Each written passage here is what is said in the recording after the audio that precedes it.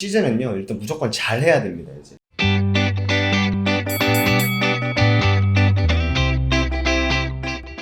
네, 반갑습니다. 허브경제TV입니다. 이번 시간에 같이 볼 종목은요 시즌 한번 보도록 하겠습니다.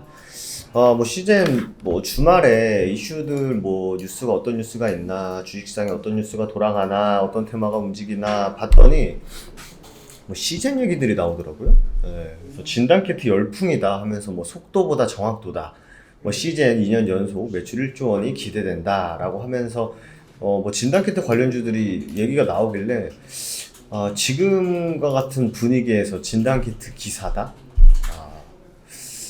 왜 하필 진단키트였을까라는 생각을 좀 하게 됐었는데, 뭐 어쨌든 뭐 2년 연속 연매출 1조 클럽이죠. 1조 클럽에 다시 한번 유지가 되는 그런 기업이다라는 것을 이제 어필을 하는 것 같아요. 그래서 어제 뭐 장비 많이 팔고 있고 시약 많이 팔렸고, 뭐 저번 8월달 같은 경우 이제 장비가 많이 팔렸죠. 장비가 많이 팔리면서 자연스럽게 시약까지 팔리는 그런 부분인데, 시즌의 2분기 손익분기를 보면은 뭐 이렇게 사실 막 작년처럼 막 계속 막 매출액이나 영업이익이 쭉쭉쭉쭉 증가하는 사실 이제 그런 분위기는 아니었죠. 그런 분위기는 아니었는데, 어쨌든 뭐 완전 코로나가 진짜 막 창궐해가지고 이거 어떻게 하냐, 이거 백신도 없고 치료제도 없고 이걸 어떻게 해야 되냐라는 때는 사실 뭐 시장 안에서도 뭐 테마도 불었었고, 테마도 불고 또 뭡니까? 또 매출도 더 잘 나오고 아니면은 사람들의 기대감, 뭐 모멘텀 이런 것으로도 부각이 됐었습니다만, 지금은 사실 이제 어떻게 보면은 이제 뭐 위드 코로나 이런 얘기들이 나오고, 또 우리나라에서도 오늘 뭐 이제 찬반 투표 같은 거를 해보니까 위드 코로나 해야 된다라고 하는 쪽에 좀 퍼센테이지가 더 많은 걸 또 확인을 해보니까, 이제 뭐 좀 끝은 아니지만 그래도 이제 사람들이 코로나에 어느 정도 적응을 한 게 아닐까라는 부분, 그런 부분 한 번 더 생각을 하게 됐습니다. 시즌 관계자님께서 하반기 호흡기 질환이 다시 심해질 것으로 예상돼서 기존 감기 등을 동시에 검사할 수 있는 진단키트 매출 발생이 예상된다, 뭐 이런 굉장히 좀 진부한 얘기를 또 해주셨습니다. 그리고 또 1번 준비된 글로벌 탑티어 SD바이오센서랑 시젠 이렇게 나왔습니다.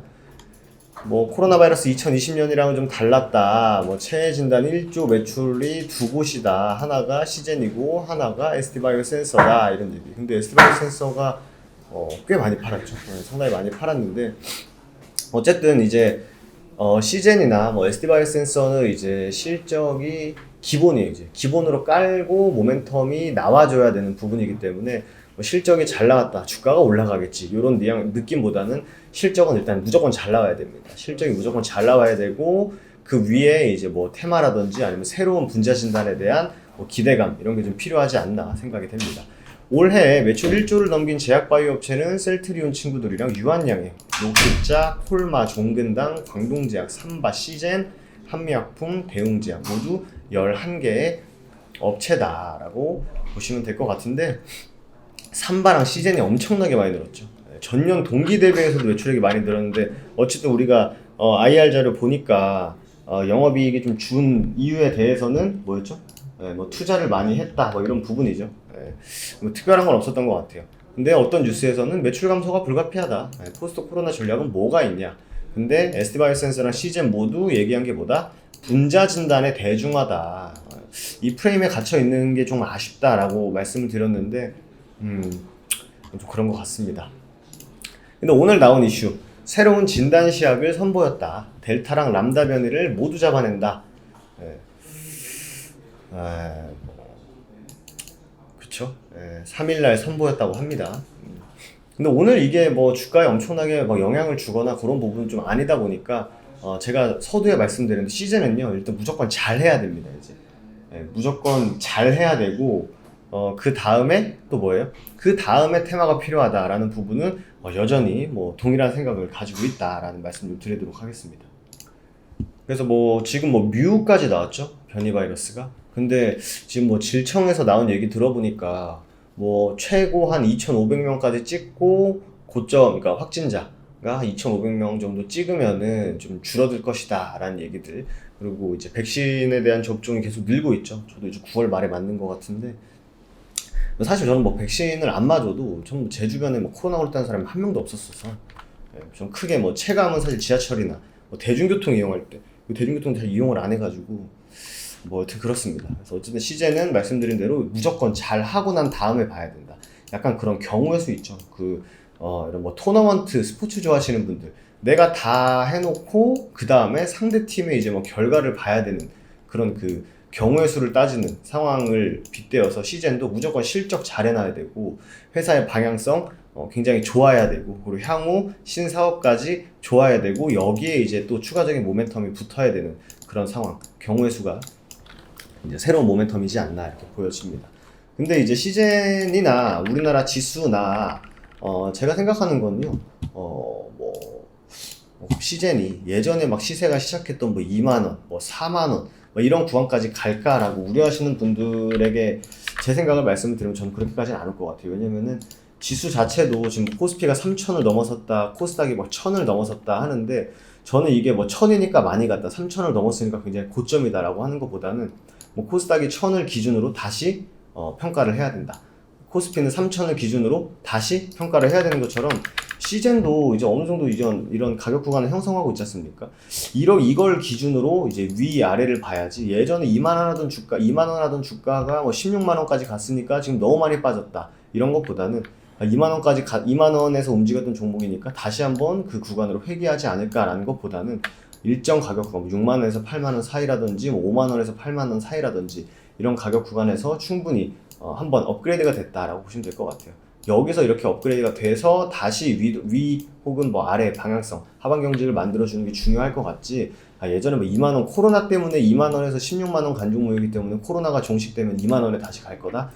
저는 뭐 그렇게까지 생각은 안 하고 있습니다. 그렇기 때문에 너무 과한 하락 뭐 이런 것을 사실 뭐 걱정하는 것보다는 내가 이 종목을 가지고 어느 정도 시간 투자했을 때 올라갈 수 있는 가능성을 좀 무게추를 얼마나 둘 것인가 그 부분을 조금 더 먼저 생각하는 게 낫지 않을까 생각이 됩니다. 그렇기 때문에 너무 막 무리한 2만 원 가면 어떡하냐 3만 원 가면 어떡하냐 이런 것보다는 차라리 어느 정도에서 가격 구간이 멈추고 그 다음에 추가적으로 나오는 모멘텀이 무엇인지를 판단하시는 게 훨씬 더 중요하지 않을까 생각이 됩니다. 그래서 오늘은 뭐 시장 자체가 뭐 미장도 휴장이고 뭐 중국장도 뭐 반등을 해주다 보니까 뭐 크게 우리나라 시장에서 많이 오르고 많이 빠지고 이런 것보다 단순히 그냥 코로나 치료제들이 굉장히 많이 올랐죠. 그렇게 보시면 될 것 같은데 저희가 이제 뭐 카카오톡 친구 추가 해주시면은 뭐 어떠한 뭐 정보를 제공해드린다 뭐 이런 부분을 말씀을 드리지만 사실 그런 정보가 누구한테는 뭐 별 볼 일 없어 보이고 누구한테는 굉장히 조금 이거 완전한 팁이다 라고 생각하실 수 있는데 그건 진짜 해석하기 나름입니다. 왜냐면은 이미 제가 이제 8시 17분에 무료 리딩이 이제 8시부터 시작하잖아요. 8시 시작하는데 그러면 미국장 휴장이다 때문에 개별주 위주로 봐야 된다. 뭐 최근에 수소, 뭐 홍준표씨, 코로나 치료제, 뭐 애플카 이런 관련주들을 꼭 챙겨 두셔야 된다라고 하면은 사실 주식 투자를 좀 해보신 분들 혹은 좀 능동적이신 분들 수소 관련주 뭐가 있지? 홍준표 이재명 관련주 뭐 있지? 코로나 치료제 관련주 뭐 있지? 애플카 아이오닉5 관련주 뭐 있지? 요런 게 좀 뭔가 맵처럼 머릿속에 딱딱딱딱 떠올라야 되는데 그게 쉽지 않다. 그럼 문제가 있죠. 그래서 8시 50분에 한국파마 디스플레이텍이라는 종목을 저희가 보내드려요. 한국파마를 좀 기억해 두시면 좋을 것 같아요.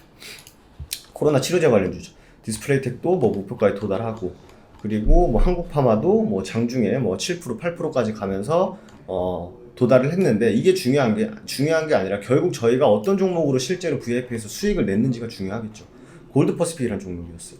골드퍼시픽, 뭐 대원제약, 한국파마 이런 게 최근에 코로나 치료제로 굉장히 잘 움직이고 있죠. 그런 것처럼 이런 투자 아이디어가 있어야 내가 진짜 그냥 코로나 치료제가 올라간다라고 해서 거기서 끝나는 게 아니라 어떤 테마가 움직이지? 얘가 왜 움직이지? 얘가 무슨 관련주지? 그럼 난 뭘 사야지? 이런 식으로 투자 아이디어가 무조건 필요합니다. 그냥 뭐 2시 26분에 그냥 대놓고 말하면 저는 골드퍼시픽 또 보고 있다. 사실 뭐 또 매수를 했거든요. 40분에 최고가를 또 한번 찍어줬죠.